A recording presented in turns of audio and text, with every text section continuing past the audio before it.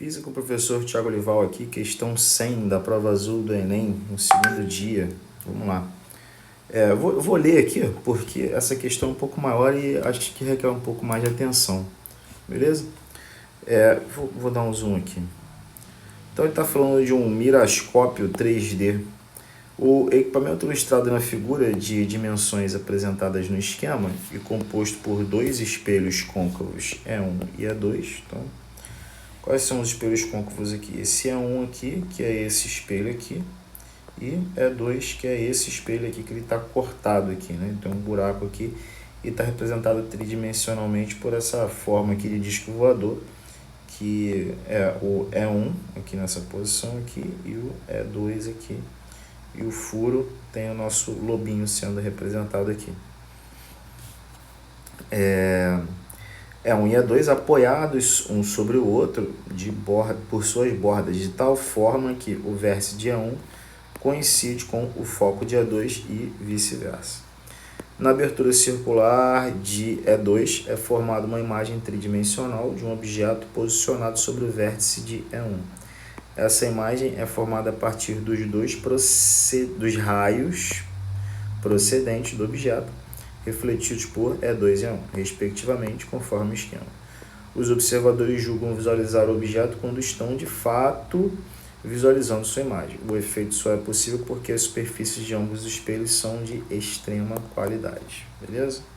Então, nós temos aqui o nosso lobinho.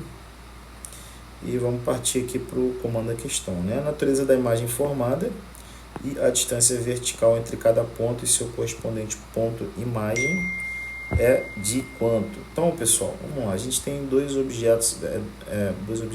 espelhos, né?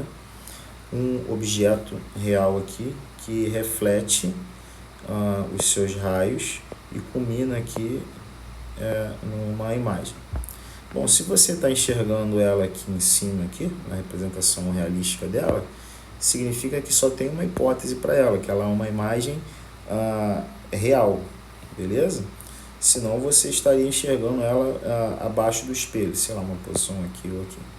Mas não, você está enxergando ela nessa posição aqui, beleza? Então, de cara, a gente já exclui algumas hipóteses aqui, que dizem que ela pode ser virtual, quando de fato ela não é virtual, ela tem que ser real. Bom, e agora eu desenhei aqui, eu fiz dois espelhos, né? Coloquei aqui para que a gente consiga abstrair e fazer uns cálculos aqui de maneira a não sujar a questão, beleza? Então a gente tem aqui os espelhos E1 embaixo e E2 em cima. E você tem aqui o objeto, um lobinho, que eu vou colocar ele aqui dessa maneira aqui,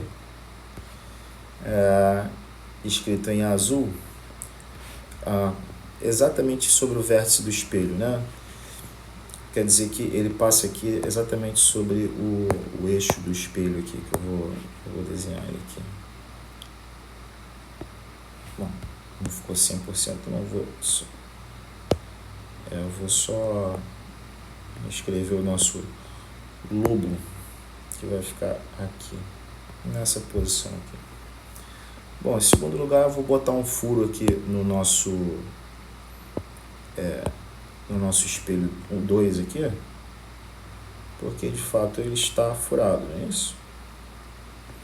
Ele tem um furo aqui. Bom, primeiro que a gente tem que pensar aqui é o seguinte, que esse nosso lobinho aqui, que está representado em azul, como ele está sobre o vértice de E1, ele está exatamente sobre o vértice de E1, E1 não faz nada com ele, não reflete ele, porque ele está sobre o vértice de E1. Então, de início, quem interage com o lobinho que está aqui? Quem interage é o espelho E2 aqui. E o lobinho, ele tem uma posição que é muito importante. Ele está sobre o foco de E2. Então, perceba que, se eu for tentar escrever aqui onde é o foco de E2, é mais ou menos nesse ponto aqui, para cima, né? E o foco de E1 é exatamente nesse ponto aqui. O exercício fala isso, a questão fala isso, que os vértices de um estão sobre o outro e vice-versa, né? quer dizer que o vértice de E1 está sobre o foco de E2 e o vértice de E2 está sobre o foco de E1. Então, a gente pode tentar aqui traçar os raios que vão sair do lobinho e vão para o espelho E2. Eles têm mais ou menos esse sentido aqui. Bom, e aí a gente precisa se lembrar também da equação dos espelhos esféricos, que é 1 sobre foco é 1 sobre P mais 1 sobre P', que é a imagem formada, beleza? Bom, o que eu sei então? Quando P, deixa eu colocar aqui, vou usar o azul aqui. Quando a posição P é 0, esse troço aqui explode, certo? Esse troço aqui explode. Isso aqui vira infinito, não é isso? Isso aqui vira infinito. Não é o caso aqui, porque a posição P, ela está sobre o foco, então eu posso dizer que isso aqui vale F. Então eu posso apagar aqui o nosso P e escrever F, porque o objeto está exatamente sobre o foco de E2. Então eu posso escrever F aqui. Essa equação aqui eu estou começando a calcular ela para E2, para o espelho 2, beleza? Então o que eu tenho aqui, pessoal? Bom, se eu tenho 1 sobre F de um lado e 1 sobre F do outro, eu tenho que é 0, né? Então 1 sobre P' é igual a 0, beleza? Bom, o que quer dizer isso? Quer dizer que a imagem ela se forma no infinito. Por quê? Vamos trocar os dois. Estou cometendo uma impropriedade matemática aqui, mas que do ponto de vista funciona, beleza? Vamos dizer que 1 sobre P' é igual a 0. Se 1 sobre P' é igual a 0, a gente troca os dois de lugar e diz que 1 sobre 0 é igual a P'. O que quer dizer isso aqui? Quer dizer que essa imagem se forma no infinito, beleza? Quer dizer que P' é igual a infinito. P' vai ser infinito. Se P' é infinito, quer dizer que os raios são paralelos.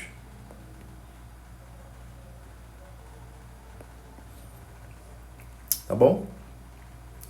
Bom, os raios que saem de E2 e vão para E1 são paralelos. E agora a gente vai começar a tratar de E1 aqui. Eu vou apagar tudo aqui, beleza? Eu vou colocar até minha borracha padrão aqui. Melhor, vou botar a borracha de traço. E aí a gente vai começar a tratar de E1, tá? Bom, o que eu tenho agora aqui? Imagens que vieram, eu tenho raios de luz que vieram paralelos. O que quer dizer isso? Que P' é igual a infinito, nosso objeto está no infinito. Então, vou reescrever aqui a nossa equação, dizendo que 1 sobre F é igual a 1 sobre P mais 1 sobre P', beleza?